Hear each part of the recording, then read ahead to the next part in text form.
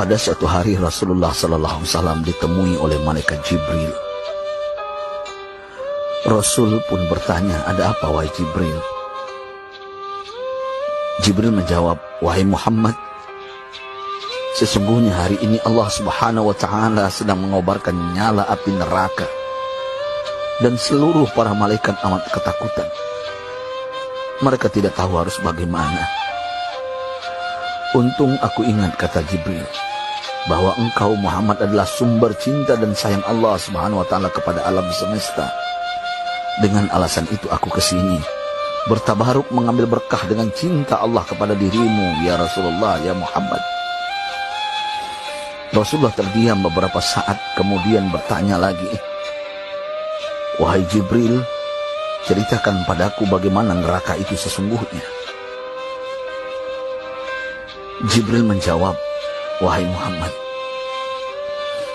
neraka itu bagaikan lubang-lubang yang terdiri dari 7 tingkat. Jarak antara satu lubang dengan yang lain ialah perjalanan 70 tahun. Lubang paling bawah adalah lubang yang paling panas." Nabi SAW meneruskan pertanyaannya, "Lalu siapakah penghuni lubang-lubang neraka itu, wahai Jibril? Sampaikan kepadaku, Jibril." Jibril menjawab, "Lubang yang paling bawah diciptakan untuk orang-orang munafik. Lubang yang berikutnya untuk penyembah berhala, lalu untuk penyembah bintang dan matahari." Jibril terus menerangkan penghuni tingkatan neraka hingga lubang yang kelima, tempat umat Yahudi, dan yang keenam dihuni oleh umat Nasrani. Setelah menjelaskan penghuni 6 tingkatan neraka, Jibril diam cukup lama. Rasulullah SAW penasaran dan bertanya kepada Jibril, "Wahai Jibril, siapakah penghuni neraka yang ketujuh?"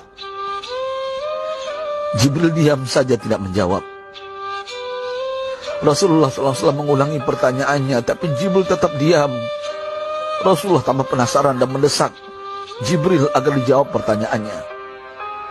Akhirnya Jibril pun berkata, "Umatmu, wahai Muhammad, mereka itu para pelaku dosa besar di kalangan umatmu, yang dimana sampai mereka mati belum sempat bertaubat." Mendengar jawaban Jibril, Rasulullah langsung jatuh pingsan. Jibril merangkulnya dan meletakkan tubuh baginda di atas pangkuannya. Tak berapa lama Rasulullah SAW sadar dan langsung menangis bersimbah air mata dengan terisak-isak. Rasulullah mempertegas pertanyaannya, "Wahai Jibril,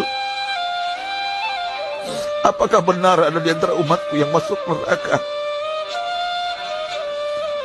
Jibril menjawab, "Benar, wahai Muhammad, pelaku dosa besar di antara umatmu yang belum bertaubat." Setelah itu Rasulullah menghadap kiblat dan sujud kepada Allah dalam isak tangisnya.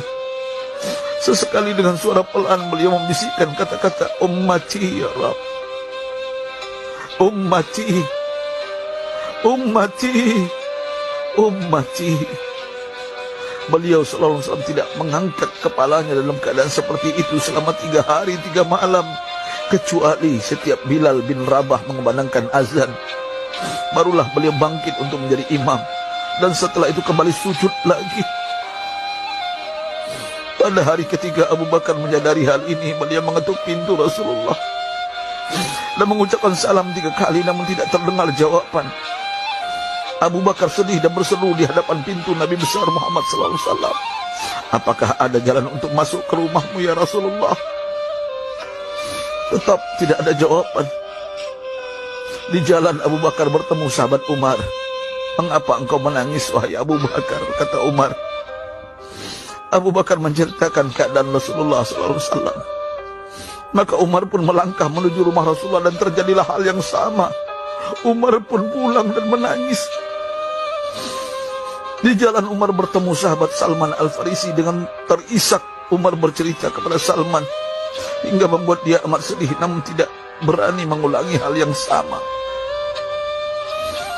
Salman melangkah menuju rumah Fatimah radhiyallahu anha dan menceritakan hal itu. Setengah berlari Fatimah menuju rumah ayah tercinta dan mengetuk pintu sambil mengucapkan salam.